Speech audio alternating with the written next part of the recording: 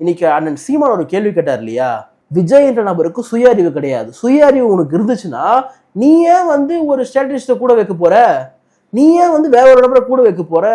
அண்ணன் சீமான் சொல்றாரு, எனக்கு சுய அறிவு இருக்குப்பா, எனக்கு எவனும் தேவை கிடையாது, என் அறிவு என்ன நான் பேசுவேன்.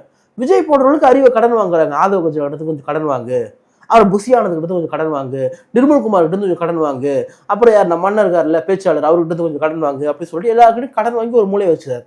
எல்லாருக்கிட்டையும் ஆலோசனை வாங்குவது தப்பு கிடையாது, எல்லாருக்கிட்டையும் ஆலோசனை பெறுவதும் தப்பு கிடையாது. ஆனா முடிவு தலைவன் இருக்கணும். புசியானது எந்த அளவுக்கு ஒரு பிற்போக்குத்தனமான வாதின்னு சொல்றதா, இல்ல ஒரு இந்துத்துவ சிந்தனை உள்ளவர்னு சொல்றதா, இல்ல அரசியல் தெரியாதவர்னு சொல்றதா?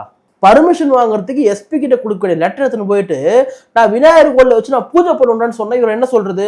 அப்புறம் பூஜை பண்ணும்போது நீ என்ன பண்றாங்க, மக்கள் சேர்க்கிற உன்னை பார்க்கறதுக்கு வரான், உன் நிர்வாகிகள் இருக்காங்கல்ல, நீ தான் 2ஆம் கட்ட தலைவர், உங்ககிட்ட வந்தாதான் பொறுப்பாக முடியும்னா உன்னை சூழ்ந்து வரான். அப்ப நீ என்ன பண்றேன்னா அங்க கூட்டு செலக்ட் அப்போ மேல வழக்கு போட மாட்டாங்களா?